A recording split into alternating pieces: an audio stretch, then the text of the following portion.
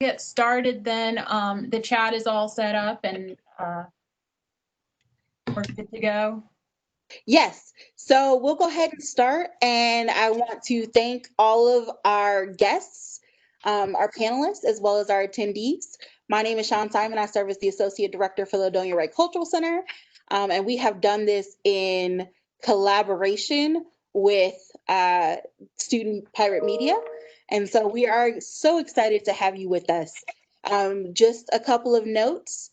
This is being recorded, so you can always come back or you can share it with folks. It'll be on the LWCC YouTube page. And um, the other thing is, you can ask questions and put it in either the chat box or the Q&A box, and we will share it with the panelists for your questions. I know a couple of you are asking about your cameras and your mics are off. That is by design. It is just so we can keep the focus on our panelists and because there's a lot of y'all in here. So yes, so if you have questions or things like that, feel free to drop them in the chat and I'll be moderating and answering questions or giving it to our moderators to ask for you. All right, I'm going to turn it over to Rima. Yes, so thank you so much. Thank you for those of you who came in early and dealt with our inevitable technical difficulties. But we're so excited to have you join us for what I believe is a really important and probably long overdue conversation. We're joined by our student co-moderators who will be assisting Chloe Easton of the East Carolinian, as well as Ishara Matthews, who is with the Ladonia Wright Center. And we're so excited to have them. They're going to be asking questions of their own, as well as taking some questions from the audience. So be sure to get ready to submit your questions in for our moderators to read off. But I wanted to start with a little bit of background, just for context, about what we mean when we talk about media, because media means a lot of different things to a lot of different people. If I was to poll everybody here, I'd probably get a dozen different answers of what the media is. Some of them good, not so, some of them not so good. But just in plain speak, we are talking about mass media. We're talking about media specifically as it pertains to news and journalism. And that can take a lot of different platforms, but it still is in the business of information and informing and journalism. And I wanted to just give a little bit of my own background. So I am obviously the director of Student Media, Pirate Media One here, but I spent about 7 years, a little over 7 years, as a professional journalist. And I actually got my first foray into journalism 17 years before with the student newspaper at my college, University of Connecticut, go Huskies, but I still love the Pirates. And I actually decided to join the Daily Campus, not as a fan, but because I did not like the Daily Campus. And I did not like the opinion section of the Daily Campus, and I felt that it was not fair. I felt that the views that were expressed there were narrow-minded. They did not reflect all of the campus. And so my remedy for that was to join the opinion section of the paper and to use that as a platform to address issues that I felt needed addressing. And I loved it, and I learned very quickly what little impact on the campus my words could have, and that became addictive to me. So I got involved in the news as a whole and journalism, and I eventually joined the news section of the paper and started reporting and documenting the issues that I was seeing going on.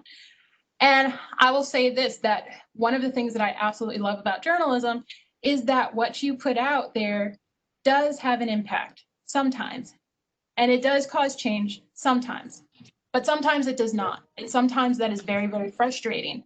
So I bring all this up to sort of highlight the point that media, mass media journalism, is sort of this interesting place where throughout history, there's always been this tension between the dual roles that journalism plays as both a change agent of sorts and a very plain reflection of some of the ugliest parts of our society.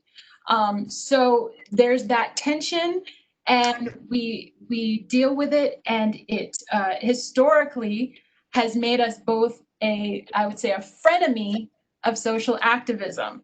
It's put us on the same agenda, but sometimes not quite perfect, a perfect friendship.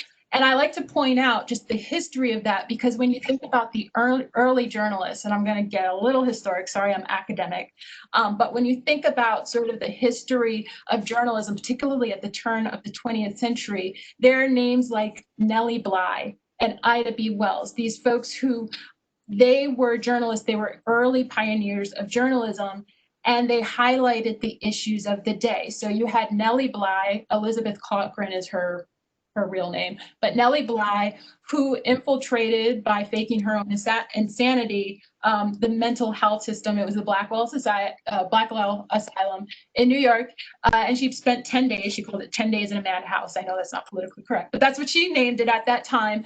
And it highlighted all of these really, really terrible atrocities going on in mental health at that time. And what it did is it spurred this movement for better treatment and reform for the mentally ill.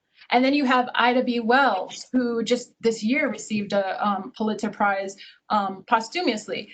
And yes, she's known as a early civil rights leader, and she was a co-founder of the NAACP, but she was also a journalist, and she was the editor of a Black-owned paper. And she was responsible for highlighting a lot of the really terrible lynchings going on in the South, not just as people used to take it as just a punishment for crime, which was sort of the convention of the day, but she showed how it was used as a tool of intimidation by white Southerners when they felt that the Black community was potentially threatening and serving as a competition for their way of life.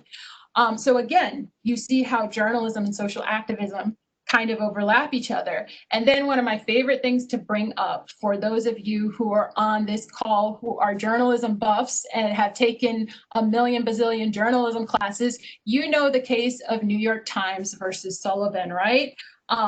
Some of you guys are like, what the heck is she talking about? But New York Times versus Sullivan, every good journalism student knows this case. This is the landmark case of First Amendment law in the in journalism in the US. It opened the doors for journalists to report without impunity about public figures and expose all kinds of wrongdoing, all the way up, to the days where now we can talk about things going on with presidents and politicians and all of these things. That has its roots in the civil rights movement, because that case started with a paid-for ad that ran in the New York Times by the Defense Committee for Martin Luther King. They had paid for ad. They ran it in the New York Times. It was talking about some of the mistreatment and things going on with the police and civil rights activists. And the public safety officer in Montgomery did not appreciate it, so he sued the New York Times. And eventually that made its way up to the Supreme Court. And that's how we got this ruling that gave journalists a whole world more of freedom to expose those kinds of things. So that is sort of a little bit of background that I like to bring up. At its best, journalism can be used in concert to change things or to reflect the things that are going wrong. And it has a very important purpose to be a source of information and a watchdog to the powerful. We often say voice to the voiceless, even though I know if Tessa was here, she would say she doesn't like that phrase, but it's an institution of democracy. It's a really important part of democracy because it keeps us informed. And as I like this quote by JFK, which I'm going to quote real quick: "A nation that is afraid to let its people judge the truth and falsehood in an open market is a nation that's afraid of its people." So I love that quote because it kind of encapsulates the importance of this. And journalists do operate, believe it or not, under guiding principles. We do have a code of ethics. I know everybody doesn't always believe that, but we have a code of ethics that we do adhere to. And within that code are a couple of really, I'm going to give the sort of basic ones, which are basically to seek truth and report it, very basic, minimize harm, act independently, and be accountable. Those are kind of the crux. I'm not going to get into each bullet point, but those are kind of universal guiding principles that the media, reputable media organizations try to adhere to. But the problem is we are media organizations run by humans who are imperfect and have implicit bias and explicit bias and all kinds of bias that gets in the way. And also added to that is the fact that in newsrooms across America, they don't reflect the United States, which is now almost more than 40% non-white. But newsrooms, even as recently as last year, only about 17% of newsrooms are made up of non-white individuals. And then if you want to get into things like, the socioeconomic status of news workers and the gender and gender binary, then that's a whole nother thing. And then added to that, even smaller than the 17% that occupy newsrooms, the leadership within newsrooms is only about 13% of a US population that now has more than 40% non-white individuals in it. So not to say that those who are white cannot report on people who are not white fairly and accurately, but we all draw from our experiences, right? We all, whether we mean to or not, we all draw from the things that we know, the experiences that we've had, and the hidden biases that come with that, and a level of understanding. So when you have 17% of the population largely covering a population that doesn't look like them and maybe hasn't had the same lived experiences, it can become problematic.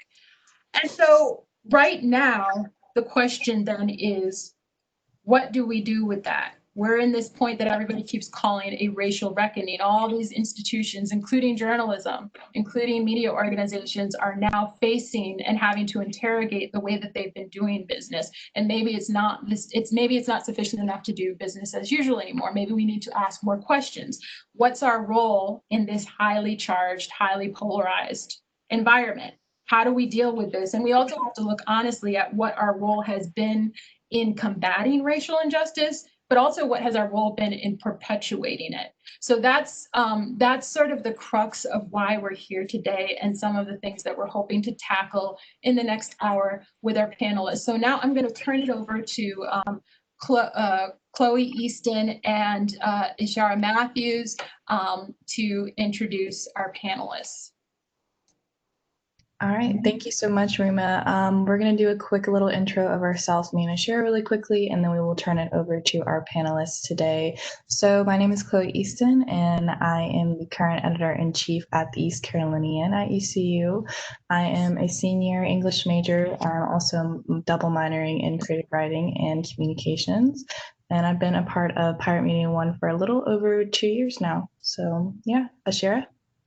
Hi, I am Ishara Matthews, and I am a film major, and I work at the Ladonia Wright Cultural Center as the art gallery intern. I've been working at the Ladonia Wright Cultural Center for about over a year now, and yeah, that's about it. So we're going to first start out with introducing the panelists, and we're going to start out first with Bobby Burns, who is the executive editor of the Daily Reflector. Hey guys, thanks for having me. So yeah, I am the executive editor of the Daily Reflector. That means I get to do a little bit of everything. I write, I report, I shoot, I do video, I edit, I assign stories, I lay out pages pretty much from the top to the bottom. I've been at the Reflector for 22 years now. I've been editor for 5 years. I graduated in 1989 from the University of Missouri School of Journalism, back before there was internet. As a matter of fact, my classes were taught on typewriters. We did have a few computers lying around, but I'm really not that old. I'm 50, going on 55 in December, but you know, technology has made me older than I am, I think. It's really great to be with all of you guys, and I'm looking forward to this discussion and learning a lot about what y'all are thinking and saying. Fantastic, thank you. Next up is Daniel Thompson, who is the former digital editor of the Kenosha News and has covered the Jacob Blake shooting and subsequent unrest. Yes, hello everyone. I am, well, currently known for being unemployed, I guess. Would be what I'm most well known for, but I I actually, like Chloe, was an English major, and didn't actually start in journalism until my junior year in college at Madison. I had an internship that I leveraged later because I decided I didn't want to be an English major, because I wouldn't make much money and deal with teenagers. So I decided instead to not make much money in journalism and get yelled at by a wider group of ages, basically. Um, but I started at the Western Nebraska Observer in Kimmel, Nebraska, following college graduation, where I was first a reporter, but a year later I was the editor and publisher. After I spent about 2 years there, after that I was for 3 years in Monticello, Indiana, where I started as the city editor and then managing editor. And then I was city editor at Kenosha News, and then Metro and digital editor, and then digital editor because, they always change your titles and give you more responsibilities, but no more cash. Um, and then I left that job in a move that some people heard about. And currently, I am an independent journalist and founder of the Uptown Observer, which is based in Kenosha. It's a digital publication. Daniel, I'm sorry, can you just share for those who aren't aware of what provoked the Oh, change? that old story? Are you talking about when I left? Yes. Okay. Yes. So let's see if I can do this from memory. Just what I've said before. But no, what happened was that, in a nutshell, I was on vacation, because I had 5 weeks of vacation, and you'll discover this when you work for a company. If you don't use vacation, you basically lose it. That's it. Too bad. So I was on vacation to kind of get rid of some of that. And then I went to, at the end of that week, this was the day before I was supposed to go back to work, actually. Um, I went to a rally for the Jacob Blake family, and it was, so I show up at this barbershop collective, I think owned by Alvin Owens, in town for this event. And I had been tense for a lot of these things because I'd been covering protests and rallies for months since the death of George Floyd. So I've been doing this for months now and working and, being around activists and protests and even rioters and such. So I was at this event and it was completely peaceful, all but one quote. Um, Somebody who was unnamed but got the microphone said, if they kill one of ours, it's time for us to kill one of yours, or something like that. And I knew that somebody would capitalize on that because that is a very clickbaity headline using that quote. I mean, it just happens. I didn't expect it to be Kenosha News, but in the end, it turned out it was my own publication. So I reached out to my executive editor, basically saying how grossly negligent and irresponsible I found the headline to be. And 20 minutes later, with the conversation, I had sent in my resignation and quit because, yeah, they didn't change the headline until after I quit. They changed it to something else, a little bit more watered down. But yeah, that's that story. Thank you. Thank you so much for sharing that with us. We're going to go right ahead to Chloe Herring, who is the former audience engagement specialist at the Chicago Sun-Times. Hi, everyone. Yeah, I can't really match that story. Um, yeah, I'm really excited to be here today and eager to hear from you all, hear what questions you have, and see how I can be of service. You want to tell us a little bit about your background in journalism? Yeah, sure. So, yes, I was an audience engagement specialist at the Chicago Sun-Times. That was my most recent stint. Before that, I worked at the Miami Herald, where I was assistant editor. At that point in my career, I was doing a lot more like lifestyle stuff, which was fun in Miami, right?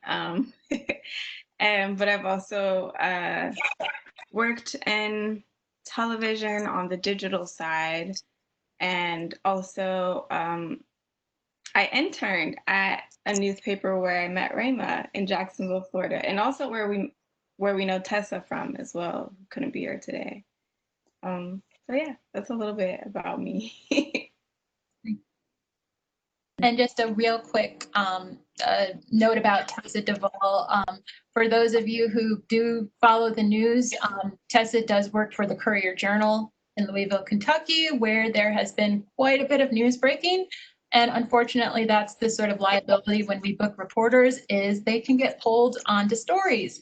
And there's been a lot of breaking news in Louisville. And you line all over the place. She's been covering the Breonna Taylor case extensively. However, she sends her regrets that she was not able to make today's panel due to the barrage of news that came out yesterday and sort of the backlash that's resulted today. Well, yeah, that is all of our panelists. So now we're going to move on to moderator questions. And these are basically questions that, these are basically questions that Chloe and myself and Sean and Rhonda actually came up with beforehand. So we're just going to go quickly through those for the next couple of minutes. All right, and then I'm going to start us off with our first question. So kind of opening it up to the floor to all of our panelists. When it comes to covering news and kind of going out in the field and getting that story, do you think that journalists should leave their identities at the door? That's tricky. That's a tricky one to answer because it's, okay, for me personally, there is an obligation as a journalist always to be objective. I mean, I don't care how I feel about anything when I'm out in the field. I've covered things where I'm adamantly opposed to what I am writing about. It doesn't matter how you feel at all. It will never matter how you feel as a journalist with what you're writing. And the day it does, you failed. As far as your identity, it informs a lot of things. Your identity informs your perspective. So take me covering protests the past few months. I am able to find out more information or kind of endear myself to people because of my background, because I am a biracial person, because I share some of their concerns as a person. So identity is important with how you connect to the people that you're describing or the events. But if your personal things bleed through into your writing, you have messed up in your process severely, I think, unless it's an opinion piece. Yeah.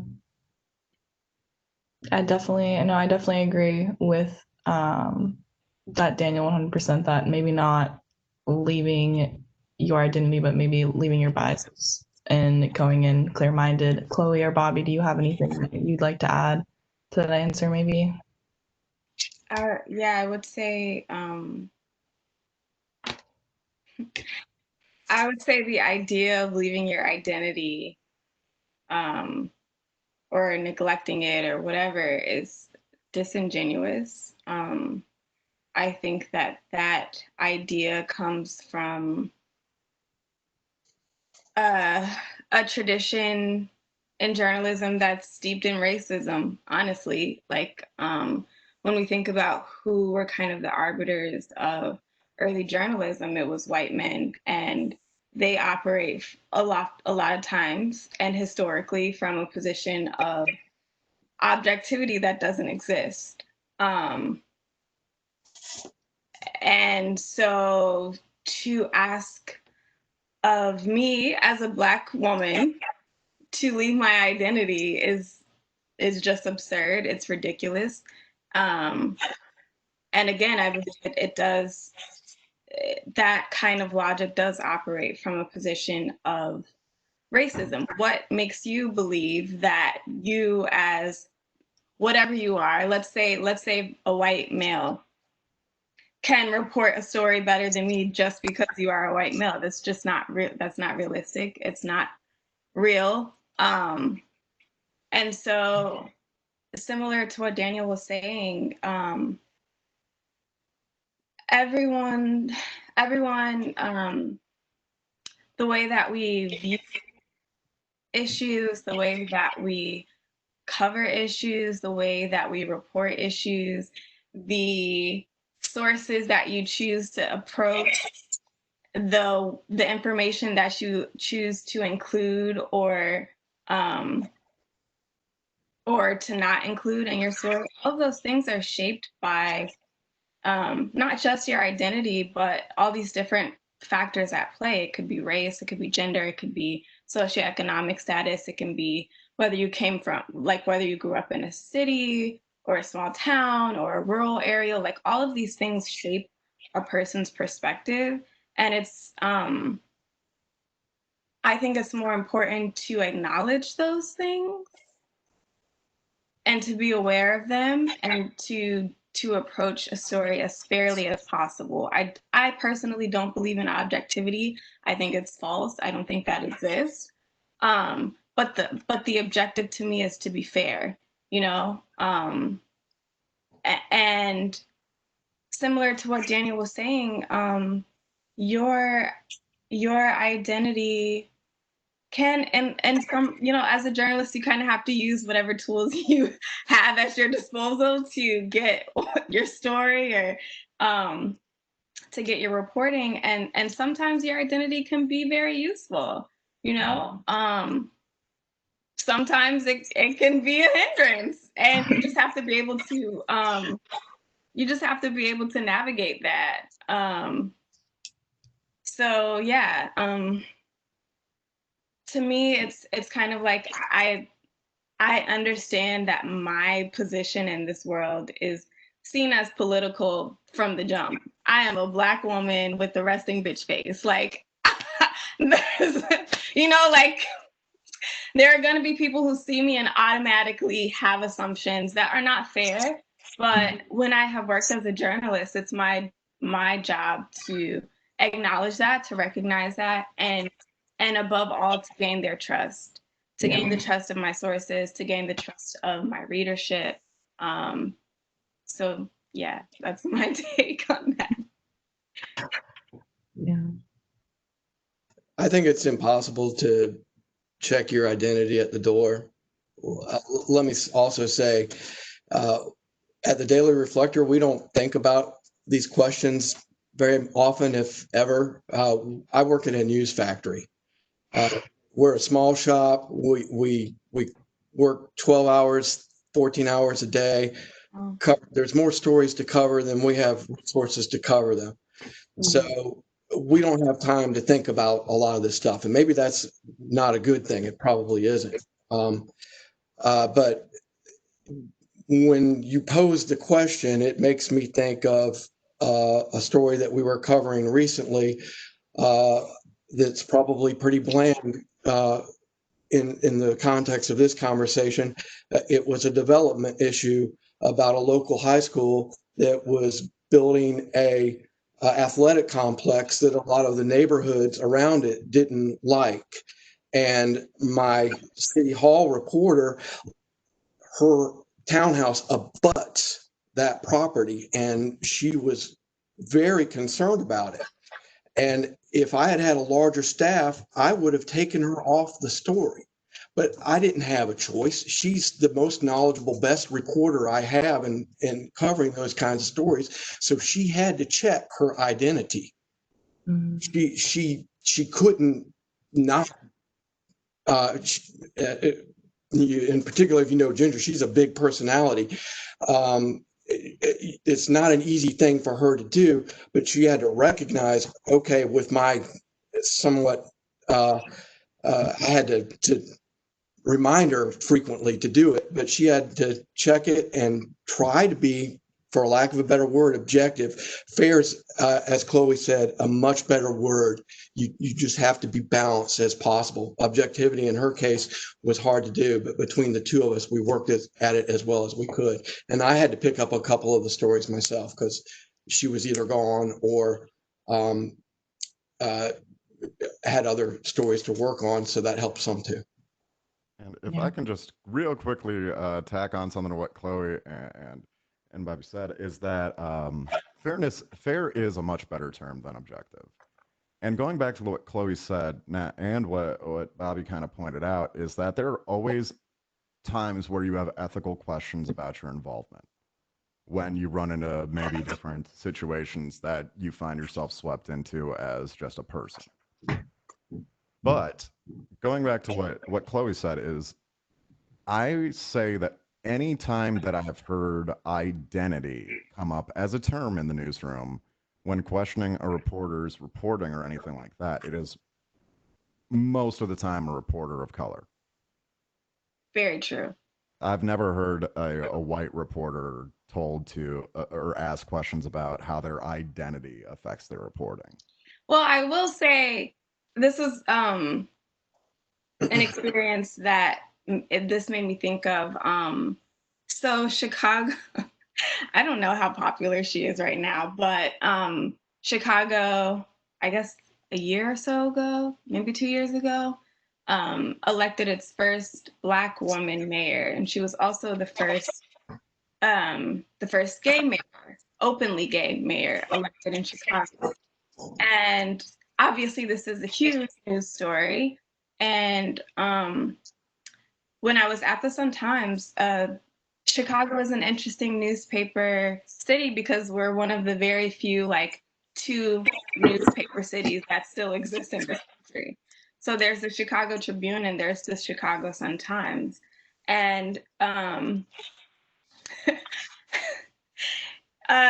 working in a newsroom is interesting, but basically our competitors, the Tribune, already had their profile of Lori Lightfoot up.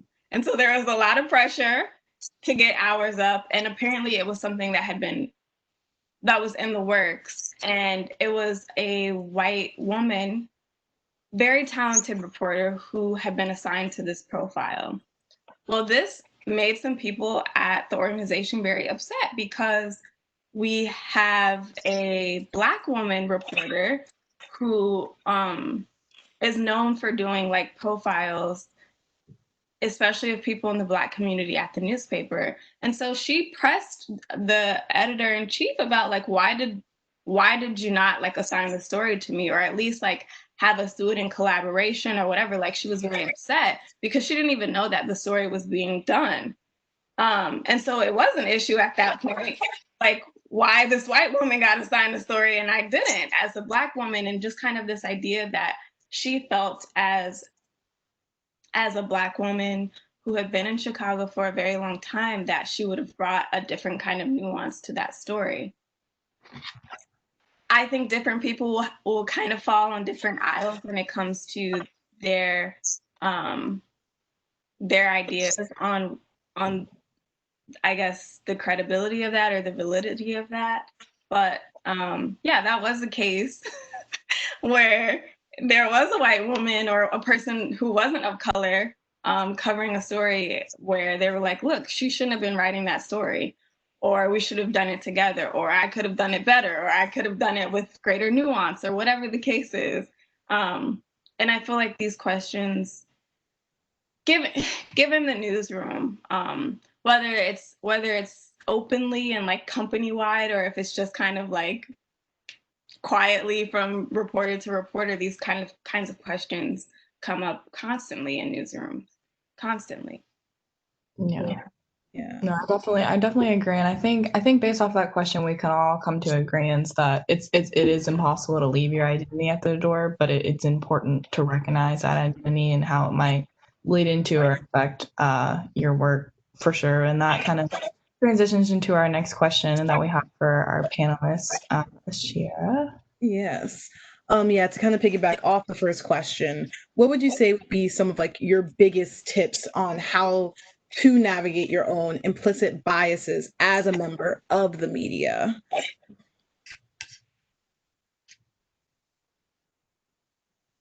I'll go first.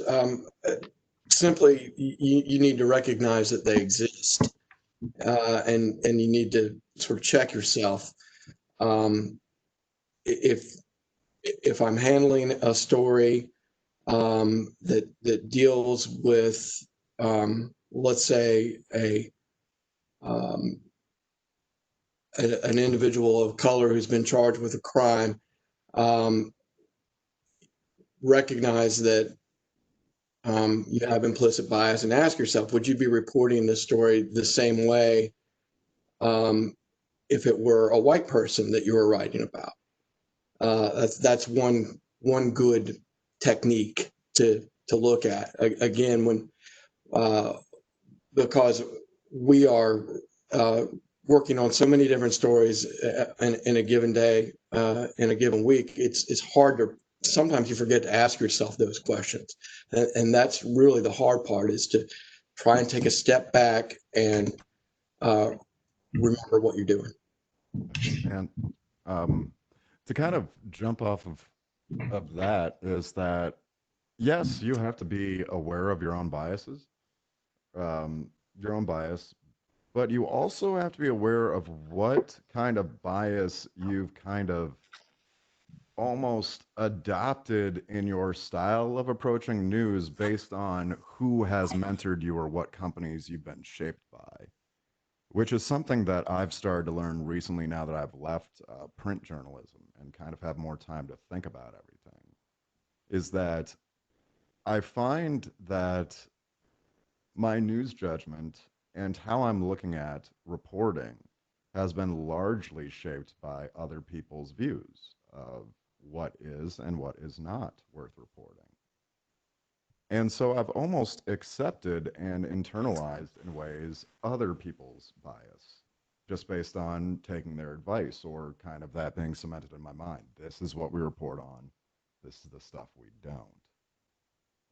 So you have to be aware of your own bias, and you have to be aware of what things you're also ignorant of, because a lot of bias comes from ignorance. For instance, when I was working in Indiana, there was a event at the local library that focused on transgender issues.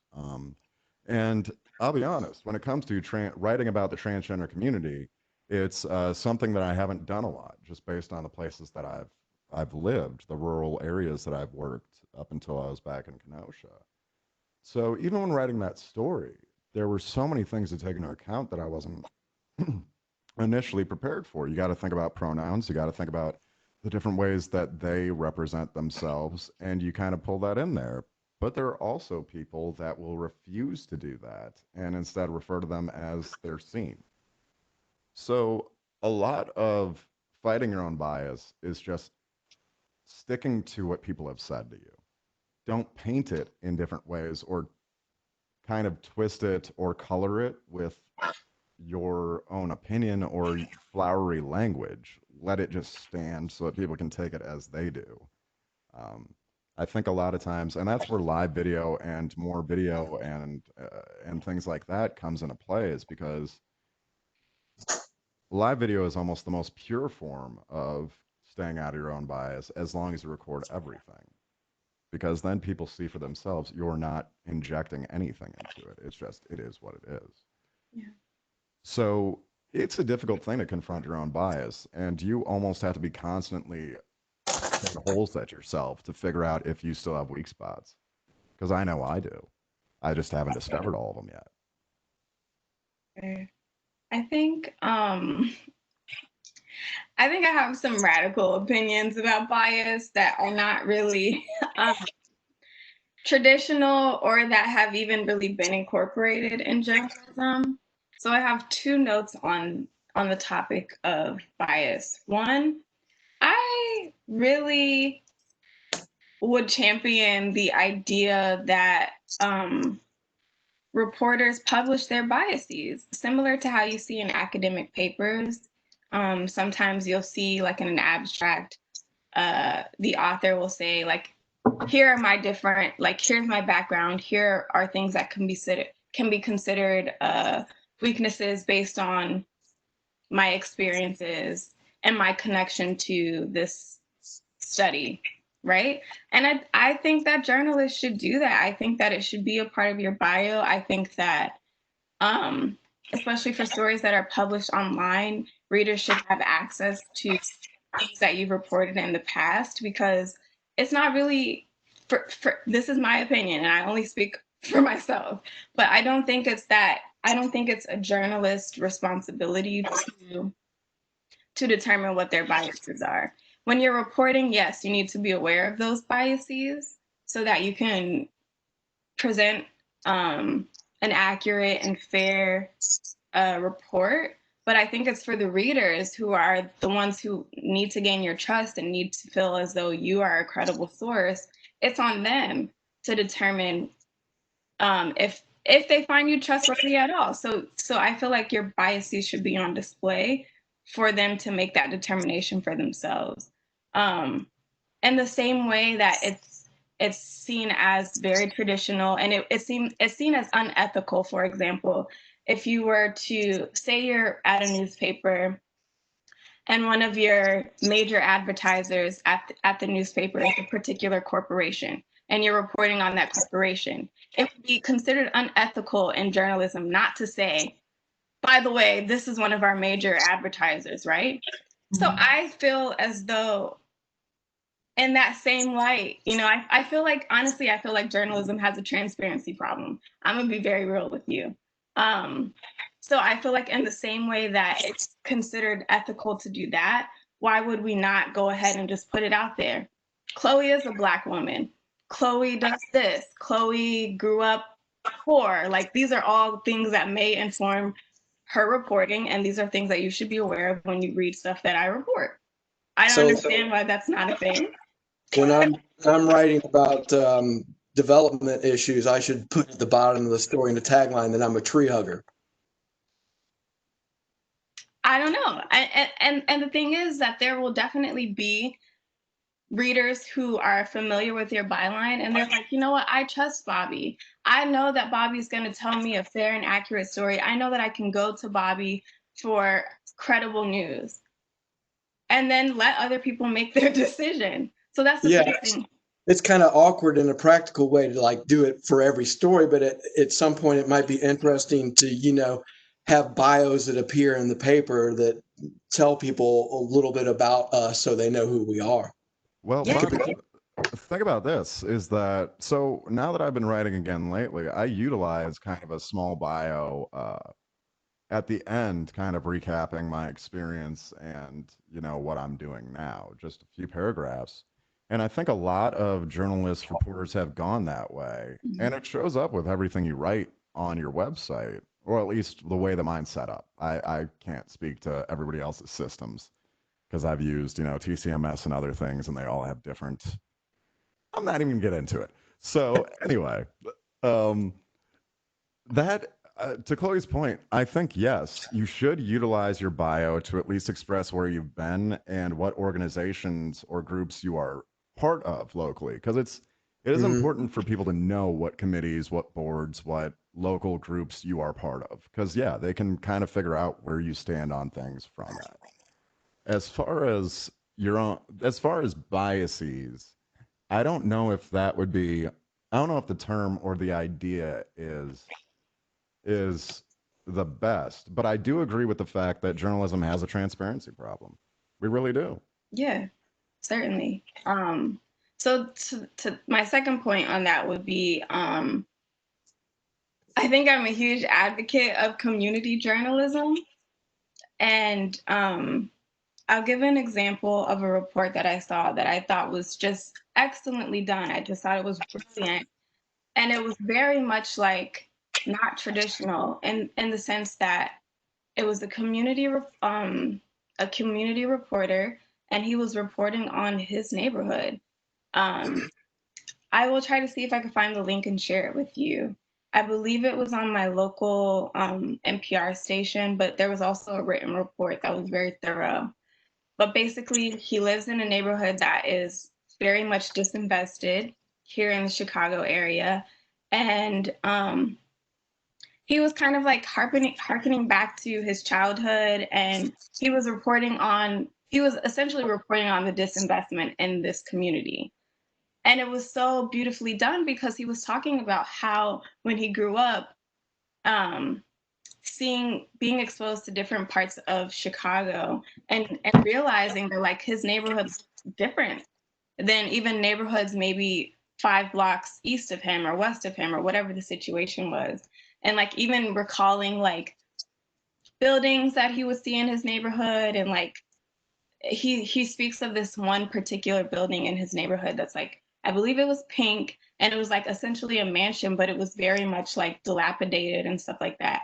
And I just thought it was a beautiful report. And it was kind of like not that he leaned into his biases, but he really leaned into like his understanding of the community because he grew up in that community.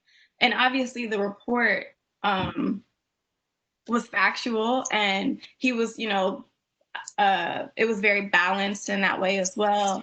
But it's not the kind of reporting that you would typically see, because maybe they wouldn't have went to him. They would have been like, well, you grew up in this neighborhood, you know too much or something. I don't know what would have been done traditionally, but I just love that report, and almost to the point of like, this doesn't really have to do with bias, but it kind of has to do with like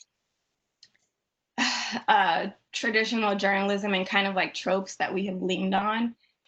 It was a radio report, and he very much had like I don't know if it was the west side of Chicago or the south side of Chicago, but he very much sounded like a Black man from Chicago. It wasn't like the reporter voice that you're used to hearing on the radio or on TV. And I just loved that. I was like, what? Who is to say that this Black man from Chicago, who grew up on the south or the west sides or whatever side of town he grew up on, can't tell this story, and can't tell this story in a fair and balanced way with facts and legitimate reporting. So I just loved that report, and I just thought it was so excellent. And really, I followed him on Twitter and everything because I just want to see kind of the development of his career. But yeah, I'm gonna Google that right now and see if I can find it. Well, thank you, everyone, for your points on this question. I think where you left off, Chloe, actually leads well into our next question that Chloe's going to introduce. Yeah, thank you so much for those responses, and thank you, Chloe, for finding that link for us. I'm interested in that, and I'm probably going to steal the bio ideas for my own staff potentially to kind of help out with some of the issues the students have when kind of figuring out who we are exactly on what we're covering. But going into our next question, kind of shifting the topic a little bit, as a journalist, how do you shift through kind of the noise of the public relations machines and officials' accounts to get to the real story? I know a lot of my own reporters have this problem as student journalists. We face a lot of smart people at the university who kind of don't always tell us exactly what we need to hear, or don't always tell us exactly what is just or true. So lately, what I've found is that in times when, because we've had some things happen lately locally, is that even in the past couple of weeks, the mayor held a press conference to announce listening sessions for the city, while people from the city stood outside a closed door waiting for him to hear them. So, you know, we have things like that happening. And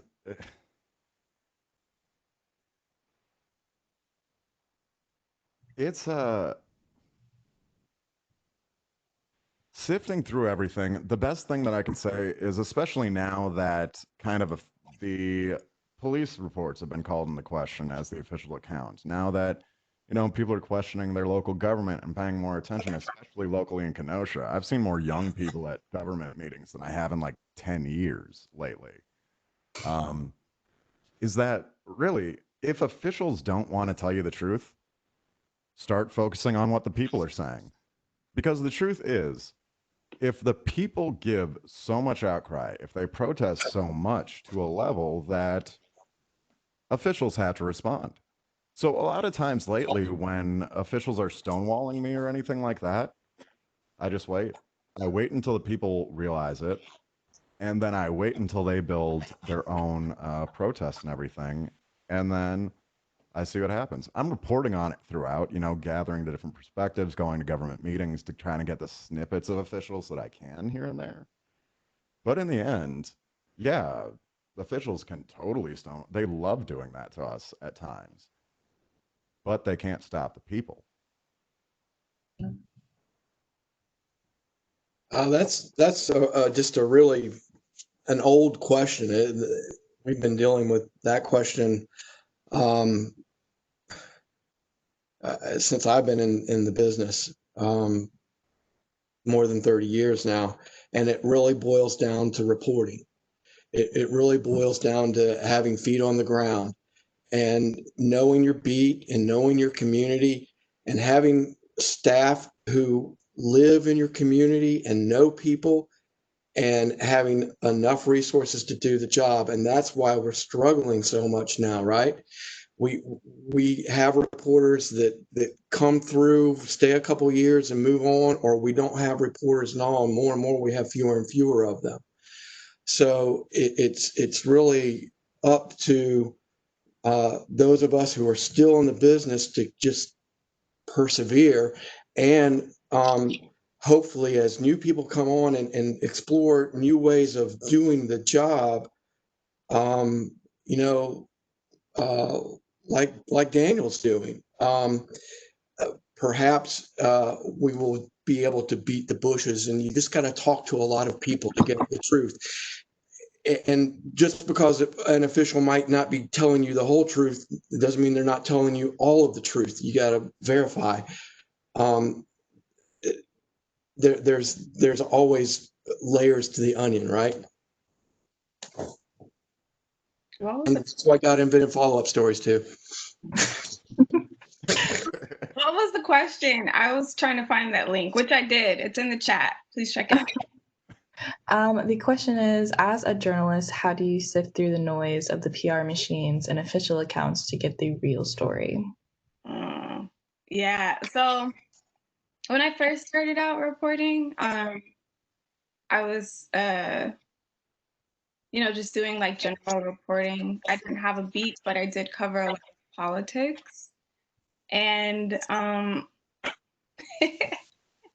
don't think it's very hard to sniff out, you know, the kind of BS. Like one of the things that they love to do in PR is say the exact opposite of what's happening, right?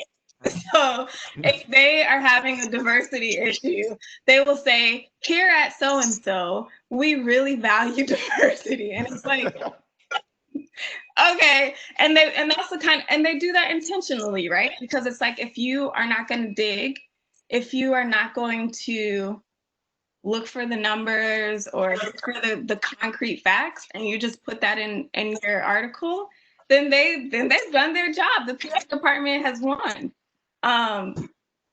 So honestly, when it comes to PR, especially as it relates to like business, government, all that kind of stuff, don't believe anything that they say, because quite frequently the opposite is true. That's all I have to say on that. Totally true. We've had a couple of comments from our attendees. One was that, do you think reporting biases should be reported similar to TV hosts or TV reporters? And then someone mentioned that they're Cronkite era individual and that the way of reporting has changed over the course of the last 6 decades. It seems to them that the media in general tends to be as partisan as politics. No one seems to be able to give a truly balanced view anymore. How does someone on the inside of reporting feel when they hear that? So what was the first thing was how something about TV? Yes, so I think their view is that TV reporters or broadcasters state their biases when they're reporting a story prior to reporting. And I'd love to see it. Okay. I'd love to see that. And then what was the second thing? The second question is, how does someone on the inside of reporting feel when they hear, oh, I'll go back to the top. The attendee said that they're a Cronkite era individual. They've seen the way reporting has changed over the course of the last 6 decades. It seems to them that media in general tends to be as partisan as politics. No one seems to be able to give a truly balanced view anymore. So how does someone on the inside of reporting feel when they hear this? I would say watch PBS NewsHour. You might fall asleep, but they're not gonna be partisan. It's all about who you trust and where you're going for the news source. it is frustrating to hear people say like, oh, it's partisan, I can't trust anyone these days. It's like, well, you need to look harder then. Like, yes, of course, there are talking heads and people who are not journalists, they're really commentators, and that's kind of like the proliferation of like what is considered news, I guess. Like, people see these talking heads and think that that's news. That's not news. It's commentary. But yeah, you can always count on PBS NewsHour to give you an unbalanced, I'm sorry, not unbalanced, a balanced report that's not really informed by any kind of partisan views. I'll say that I frequently see loaded language find its way into print stories all the time, and it troubles me. If I were editing that story, I would change some words to be more bland. But I understand also in some instances why it's done. First, you don't want people to fall asleep. And second, sometimes the writing has to have an edge because you're combating such a subject that, let's just say it. You're fighting Donald Trump, who comes out with patent falsehoods, and if you do the classic reporting where you take what a person in authority says and just report it without rebutting it, then you're not doing your job. But we get called on the carpet all the time for AP stories that appear on our paper that say, how come you're not reporting what the president says? And I struggle with that. I don't know where the middle ground is. Frankly, I'm a little glad that I don't have to report on the president, and most of my energy is devoted to local government and local crime and politics and things like that. Yeah. Have another question. We have a couple of questions from the audience. Well, could I comment on that last question? Oh, yes. I'm sorry. That's fine. So kind of going to what they were saying, or let me think back to the question itself. What was the question in its entirety, in its original form? Basically, the news has been deemed as truly biased and not balanced. So how do you feel when people say that? When people say that, it's disheartening, but I get it. Because you see, and maybe it started with the pressure of a 24-hour news cycle, is that so you have maybe a few hours of news a day, maybe a few hours that gets done. That's actual news. The rest of the time on channels is filled with talking heads or people's opinions about the news. But then those opinions, let's say from people like, I don't know, they get swept up into people's thoughts because they trust these commentators, or these people are aligned with their own views or biases. So they want so badly to believe this perspective or this version of the truth because it's comfortable. It's comfortable for them. So when it comes to, how news has changed, yeah, we've kind of strayed, or some publications have simply popped up to shout out, things that are horribly biased. I mean, and you can see it.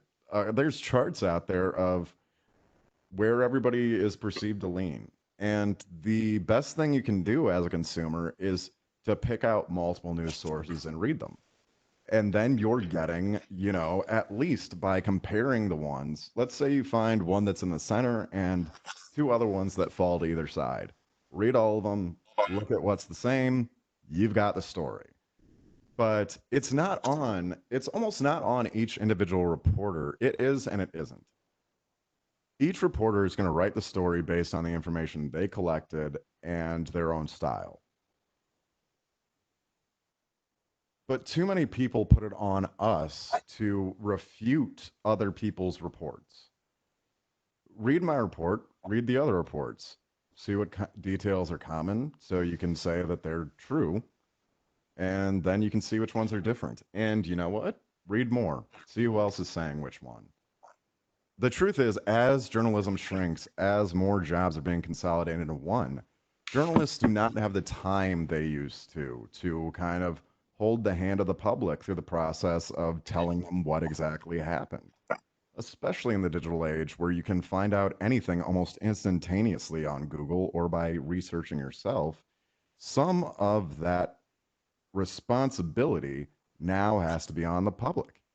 And that's never been more clear than when we talk about issues now with all the misinformation that's out there and the things that people say about things that we used to think were just collectively accepted as truth. Certainly, as Oh, sorry, I just wanted to make sure we have a question from the audience here, and I wanted to make sure, because this kind of gets into that. Sean, if you don't mind, do you mind me reading this off here from George Martin? Oh, no, that was the next one anyway. Okay. Yeah, I want to make sure we address the audience questions. Chloe, we'll give this one to you because it's a little probably related. And I know you were about to say something. So how do you recommend going about inserting fact checks into stories without coming off as biased? When you say fact checks, are you saying like if someone says something and it's not factually accurate, and then you're saying you're checking the accuracy of that in your story? Is that what they're referring to? I'm I assuming believe this is, so. yeah, Okay. that sounds like it. Yeah, I don't think that that's biased. I think that that's you doing your job. If you are reporting a story, you are supposed to be reporting accurate information. And so in one regard, I would say it's on you as a reporter to decide if you're going to even include that information in your story. And if you do, then it's your obligation to include the facts. That's not biased. That's you making sure that the public is aware of the truth, of the facts. And also, again, if you decide to include that in your story, it's you making the public aware that this person isn't telling the truth. Like, it's not really a bias, it's a job. But I just wanted to add something to what Daniel was saying about reading different news sources, like especially as students of journalism, right? That's so crucial. It's so crucial. You shouldn't be getting your information from one source. Not only should you be getting information that might exist from the spectrum of like political idealism, you should also be getting your information from like different levels, like so national news, regional news, and local news. And even as someone who I'm not a student anymore and I don't even work in journalism anymore, I still do that. If there's a national story, I'm more likely I'll read the national story, but I'll look up whatever the local news organization is and read the story from the local source as well, because I trust that the people who live in that community are going to give a fuller account of what's happening. They're going to include more details. They're going to include more background information than a national publication can. And oftentimes, local journalists know this to be fact, that the national publications are stealing their news from the local organizations anyway. And I know Tessa, if Tessa was here, she would be really on that, because we've seen even in the last couple of weeks, the last couple of months, like her reporting be taken and also misrepresented at a national scale. So yeah, as consumers of, ideally everyone would do this, right? But specifically as students of media and journalism, like that's on you. You need to be doing that. It's so important. So I just wanted to emphasize that. Yeah, and going back to the fact check part, so the thing that I would tell people now, as journalists, is you're here to be trusted. You're not here to be liked. So when you are worried about coming off as biased, when it comes to fact checks, I checked a senator in something I wrote this morning who called Jacob Blake a felon in a quote. Jacob Blake, as far as I can tell from court records in Wisconsin, has never been convicted of a crime in the state. I do, however, make it clear that it's unclear if he had ever been convicted of anything in another state. Mostly because in Wisconsin, we have the benefit of CCAP. So I can look up records all day if I want based on our system, but other states don't have systems that are as easily accessible, or you can't find out information as much. But you should never be scared to check anyone. I've checked governors, I've checked attorney generals, I've checked senators, state and US. That is our job. That is what we're paid to do. So when it comes to coming off as biased, yes, in this current climate, there are going to be so many people that take offense to fact checks, but those are the people that take offense to the facts themselves. We have another question from the audience. Is it appropriate to specifically assign people of color or not assign Caucasian people to stories about racial issues? Or more simply, should the race of the reporter be considered when assigning stories? I love this question. I think that, that's tough, right? And I'm sure Bobby can attest to this, because newsrooms are shrinking, publications are disappearing, and so resources are not as they have been. What I will say is, what I hate to see is that journalists of color are only assigned to beats and stories that involve people of color. That really irks me, and it's something that we've seen during what Rima mentioned, this racial reckoning that we're seeing, which has impacted newsrooms. Even at one of my former publications, that does have a racial problem. It does have a diversity problem. They hired a Black reporter, and what is he covering? Black issues.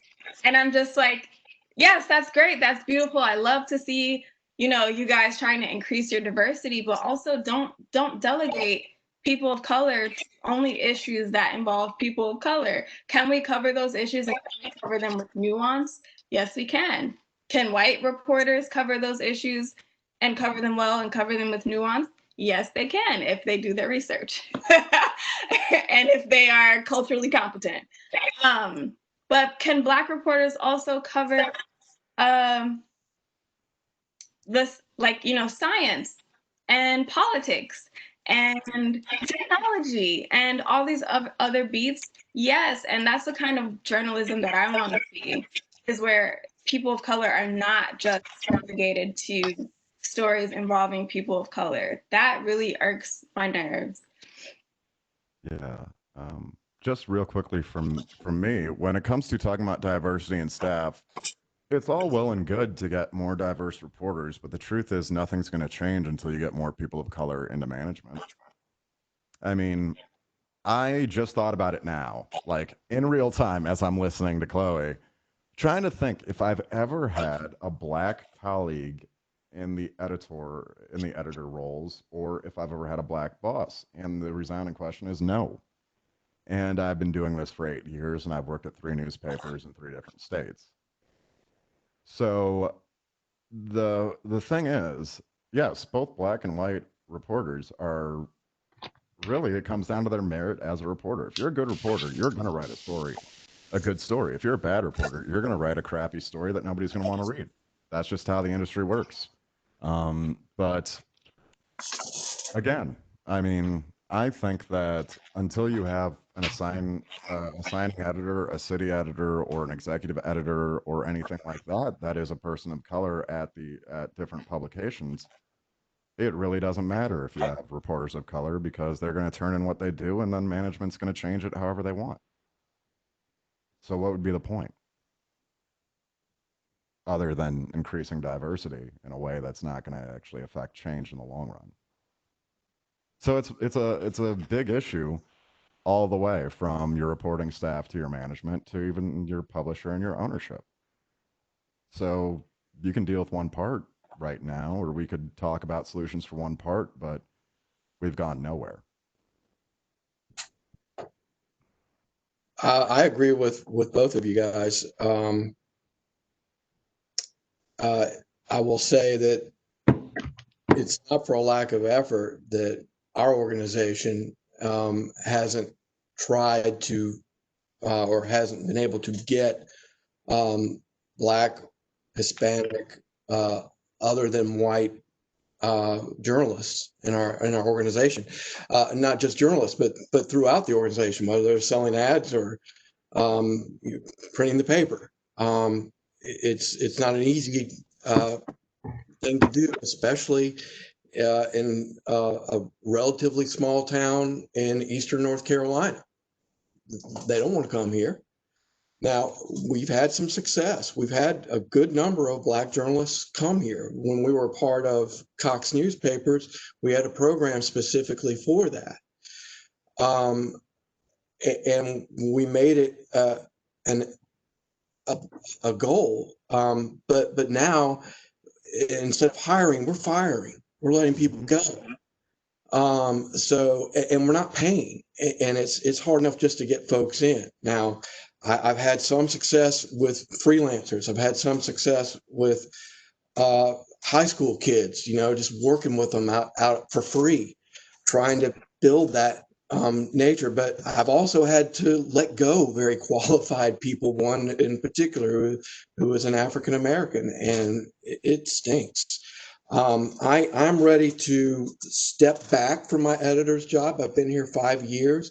I've thought about making a deal with my company. I say, if you will hire a Black editor to replace me, I will go back in the newsroom and work for half of the money I'm making and be a good reporter for you for a while, because I think it's important to have a change in the editorship every 5 or 6 years anyway, because I'm burnt out. I'm ready to try something else. Let's get somebody else in here. I don't know if something like that would happen, but it would be cool. Yeah, and Bobby, it's funny because you bring up something that I've dealt with too, because I used to work in rural Indiana, is that I tried so hard to get diverse people into my newsroom. Whenever I had an opening for a reporter, I would seek out, I would have Black men apply, I'd have Black women, I'd have Hispanic women, and then it would come down to interviewing and when I had to tell them what I could offer them. And going into it, you're not getting it, but you're trying so hard. And it's either A, the salary would knock them out, or B, they look at your community and realize as a person of color, they don't want to live there. So a lot of times, either you're stuck from diversifying either by simply what you can offer, or you're stuck because your community isn't good for people of color. So they don't want to go there. So you almost get hit on two levels as far as any time you try to make progress. I would So say, it's really incumbent on East Carolina University who recruit students from this region to instill in them the desire to want to do this job in their home places, just like they do with doctors and nurses and everything else, to create journalists who want to work and stay here and do this job, and tell them from the outset that you're not going to get rich, that you're going to work long hours, and nobody's going to like you. Yeah, right. I would say that so I have never worked in a rural, actually that's not, I've never worked in a rural area. I mostly worked in large cities. except for one place that wasn't a large city, but I don't think it was. I don't think it could be considered rural. But even in large cities where I know that there is a desire for young journalists of color, managers of color to work in these places, there's still a diversity problem. And the thing that I will say is that recruiting people of color is not easy. It's not simple. And the reason for that is because at a lot of institutions, there are already kind of like unofficial systems in place for hiring. And a lot of times they very much are a white man's club, like a white boys club or whatever you want to call it. I don't work at the Sun-Times and I don't owe them anything. At the Sun-Times, they love to hire people who already work there. And the majority of people who already work there are white men.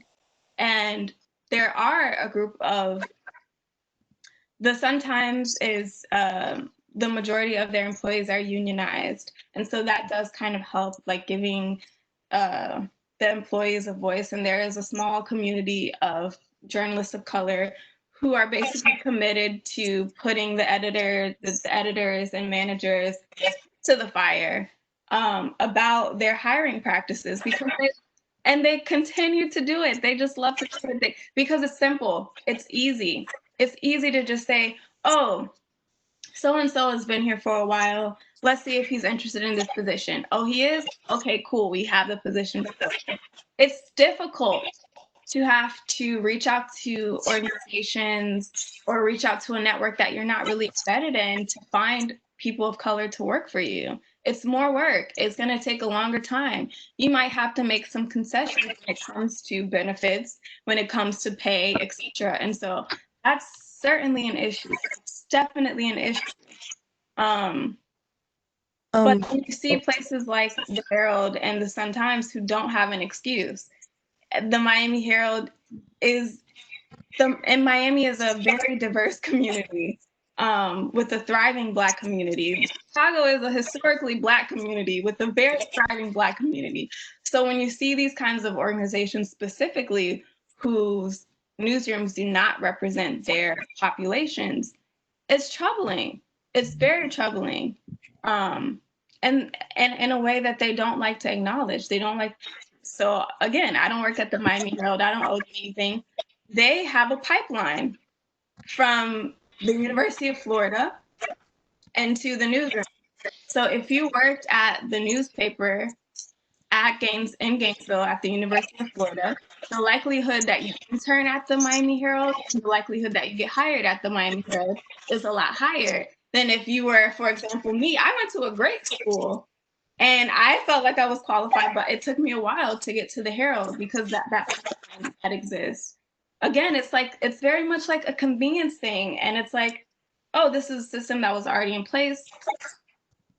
Why change it? So there are just a lot of different things at play. And I know that wasn't even the question, but I just felt like I needed to. Yeah, thank you, Chloe. We have a little bit less than 10 minutes. So if any more attendees wanted to ask any questions, this would now be the time to.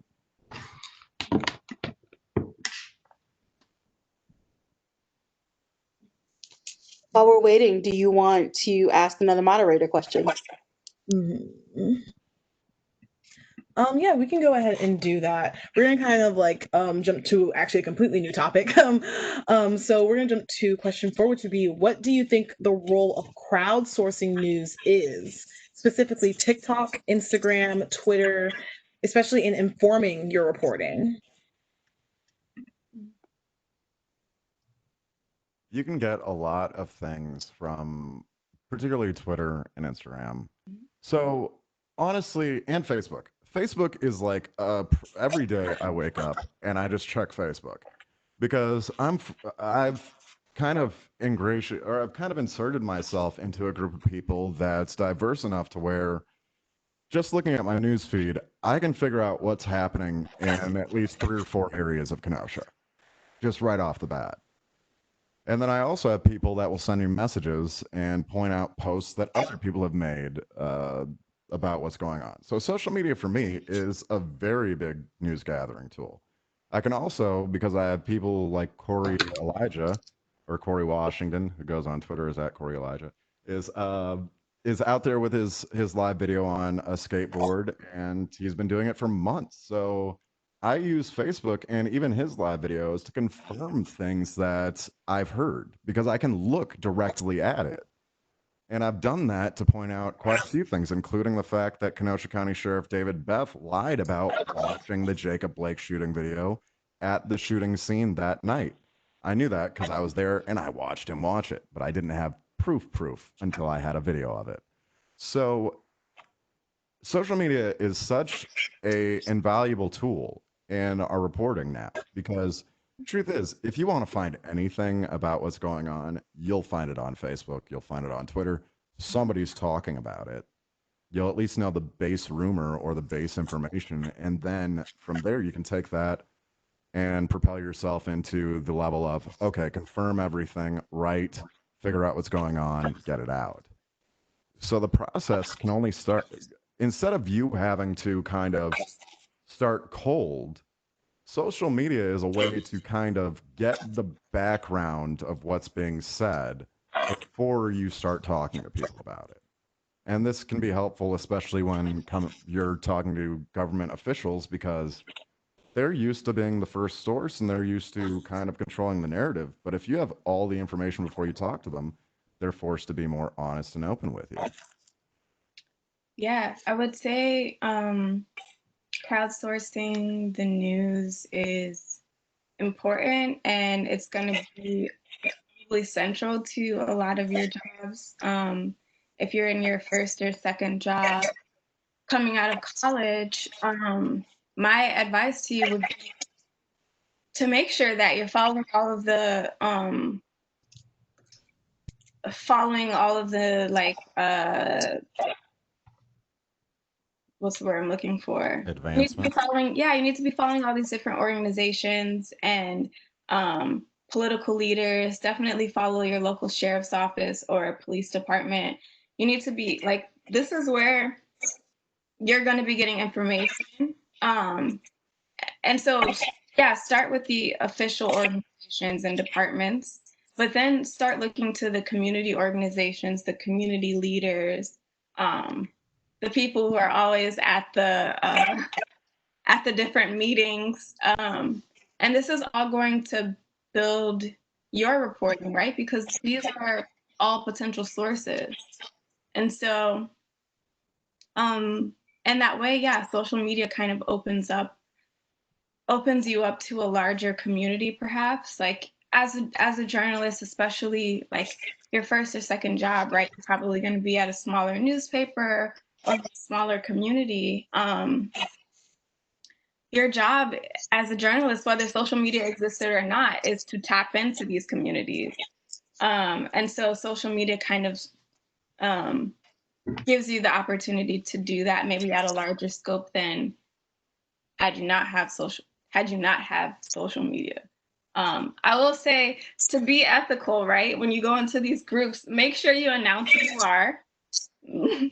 I think it's important for them to know that you're a journalist and not, like a regular annoyed citizen or resident. But yeah, really important, I think, in that way. And also, like, I've managed a lot of social media accounts for news organizations, and so yeah, like we're always monitoring these local like government organizations and government leaders and community leaders and stuff like that. It can definitely be a lead for like the next big story. You never know. So guys, we're just about out of time. I want to give the last word to Bobby, since he didn't get to answer the question yet, and then we're going to call it a meeting, we already went a little long, but we have, I do want to just very quickly read off, you've got a couple of thanks for putting this together. So interesting and enlightening from Jackie Drake. And Beth Davis said, you all have been awesome and I appreciate your time and views. Thank you so much. That was to you guys, the panelists. So Bobby Burns, you have the last word here on crowdsourcing and gathering information.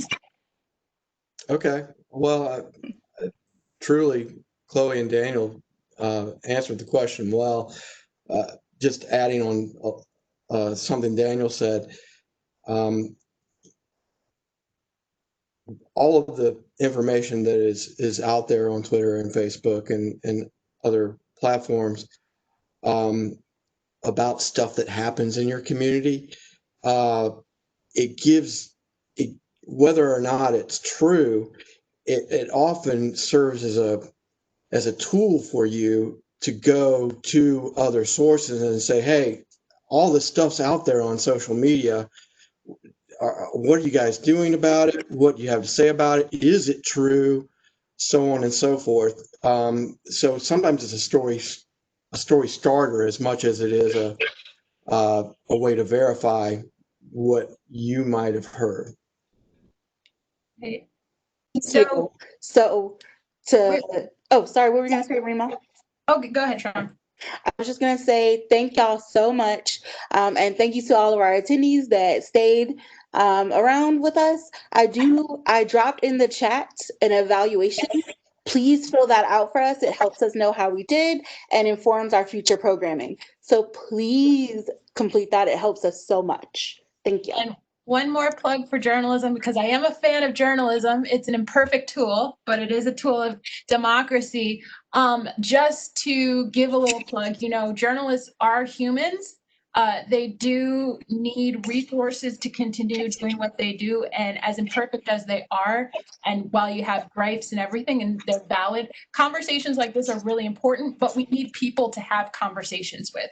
So please support your local media institutions. If you don't like what they're doing, let the editors know, but also think about supporting them and sustaining them so they can do better. Because a lot of it comes down to the resources that are out there. The more of us that are out there connecting with the community, the more we're in touch and in tune with what's going on, and we can do better with the coverage. So that's my little plug at the end. And for the students listening, consider, if you're a writer, lend your voice. If you don't like something you see in the paper, join and change it just like I did. So Give me a call. Talk to Bobby. All right. Thank you all so much. Thank you. Yes, thank you, guys. Thank you. All right, bye everyone. Thank you so much.